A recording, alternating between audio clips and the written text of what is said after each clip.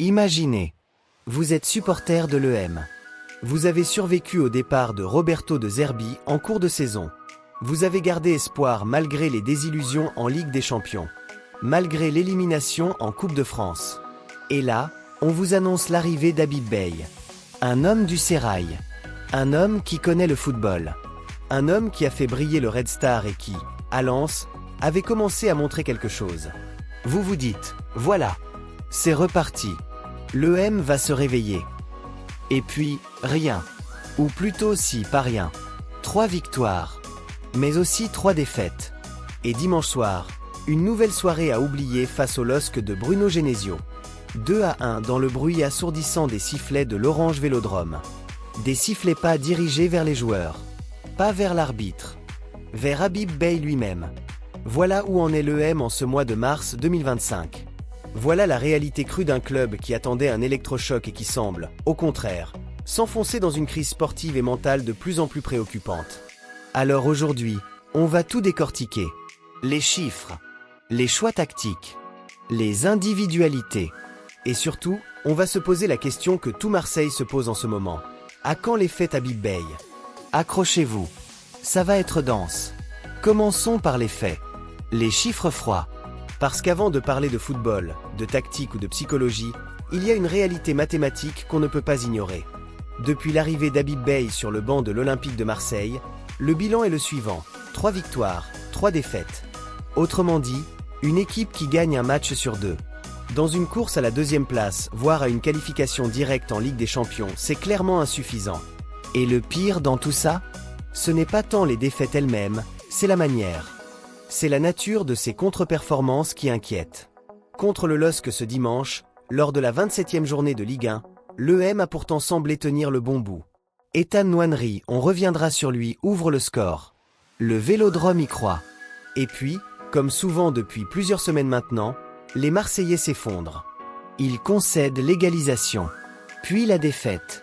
Score final, 2-1. Logique, dira-t-on, au regard de la seconde mi-temps livrée par les Phocéens.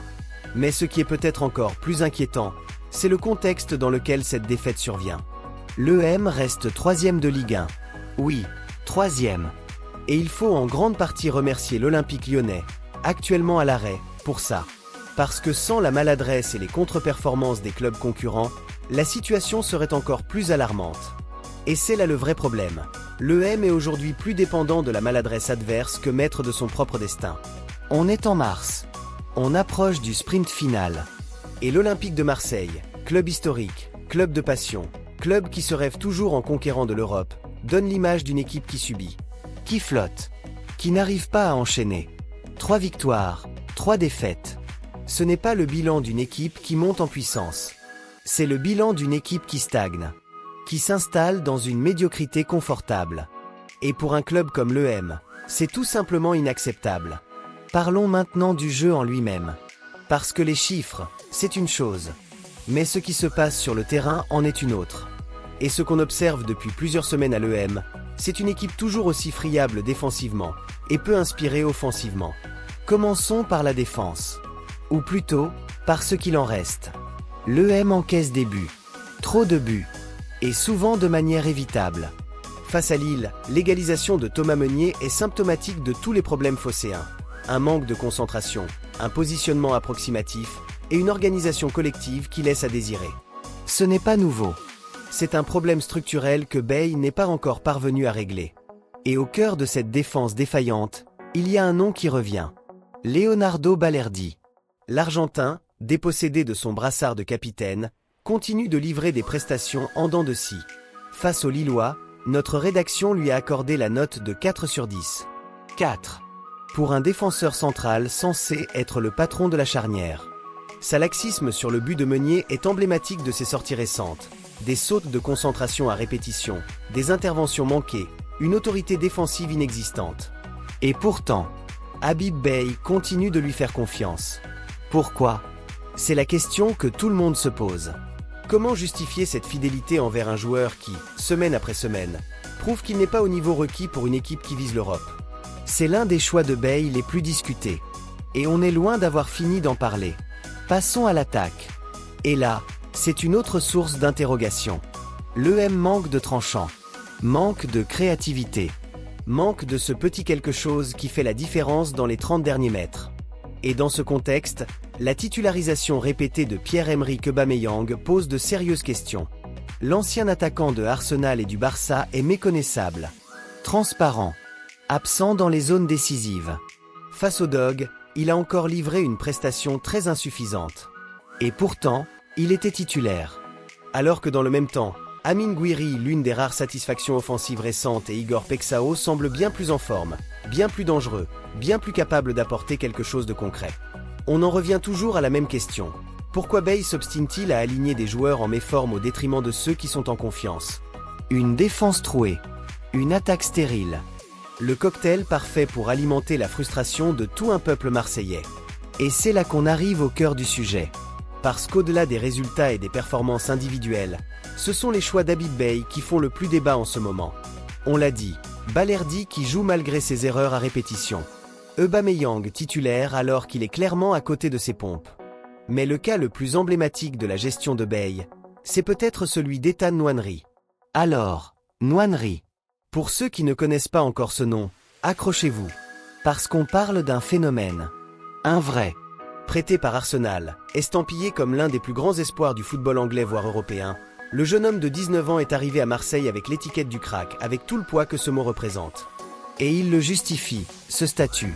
Quand on lui donne du temps de jeu, Nwaneri montre quelque chose de différent, de spécial. À Lens, il avait été capable, à lui seul, de débloquer un match qui semblait compromis. Et ce dimanche face au LOSC, entré en jeu après la blessure de Mason Greenwood, il marque. Il débloque la situation. Il apporte exactement ce qu'on attend d'un joueur de son profil. De l'instinct, de la technique, de l'audace. Et là, qu'est-ce qu'il se passe? Beye le sort. À la 75e minute, Ahmed Junior Traoré prend sa place.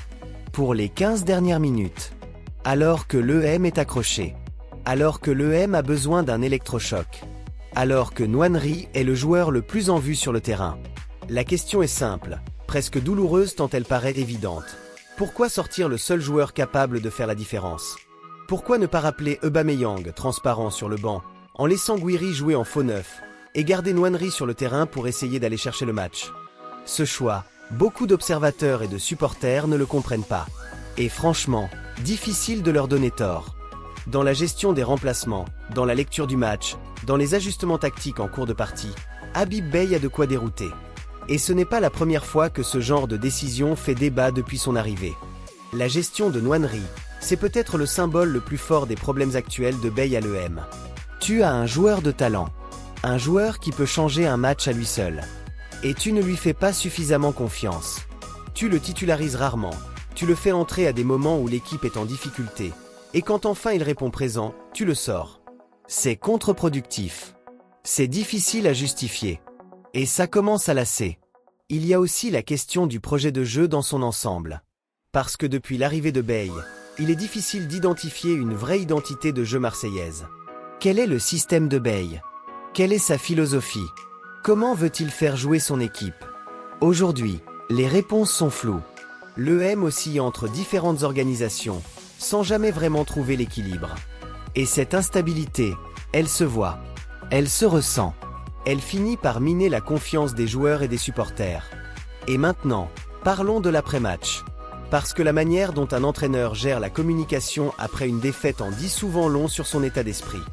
Dimanche soir, au coup de sifflet final, Habib Beye prend le micro. Et plutôt que d'assumer les lacunes de son équipe, il choisit de s'en prendre à l'arbitrage de M. Bastien. Il évoque une faute de N'Goua sur Pexao non sifflée.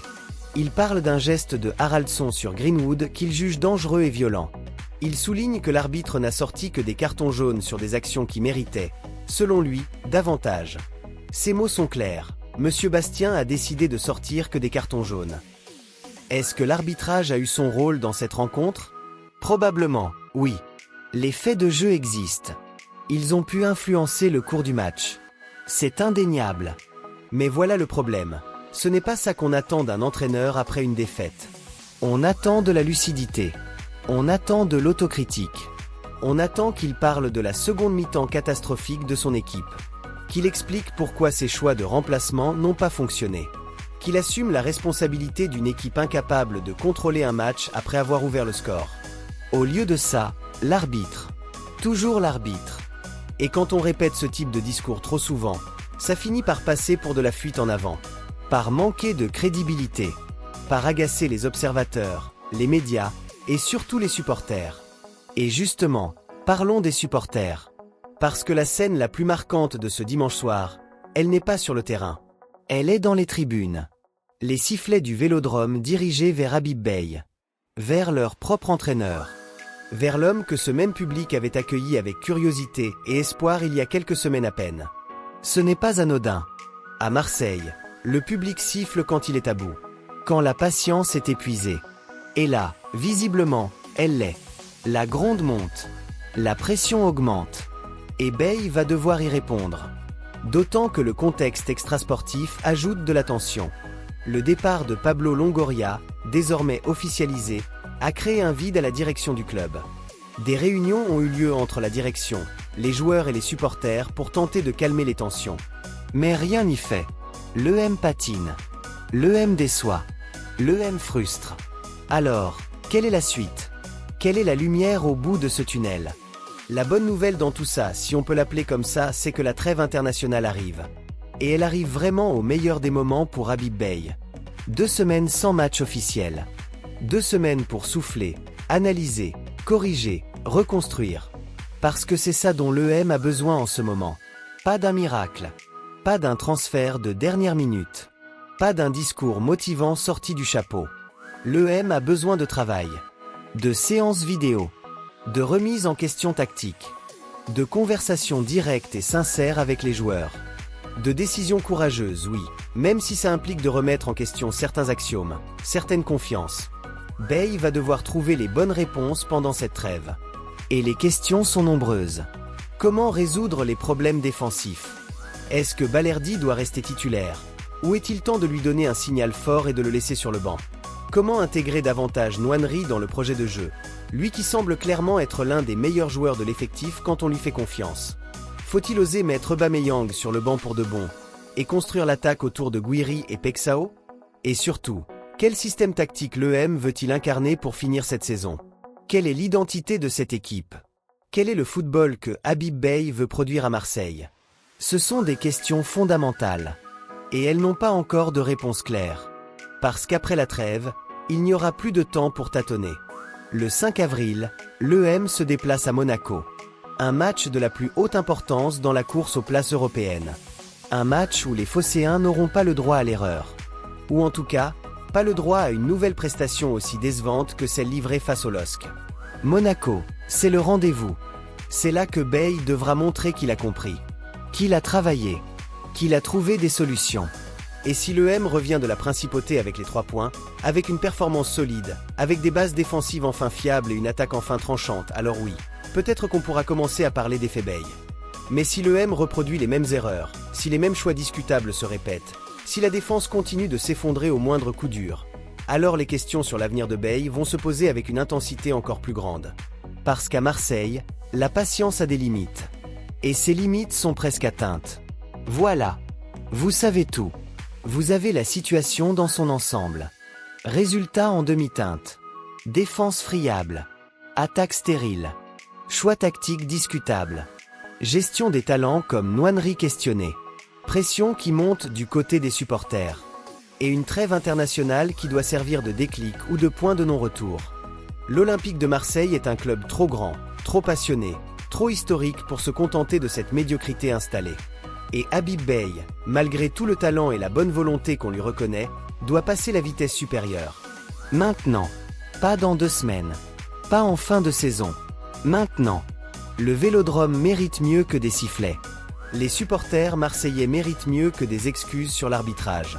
Et les joueurs Nwaneri, Gouiri, Pexao et tous les autres méritent un projet clair, une direction tactique assumée et un entraîneur capable de tirer le meilleur de semaine après semaine.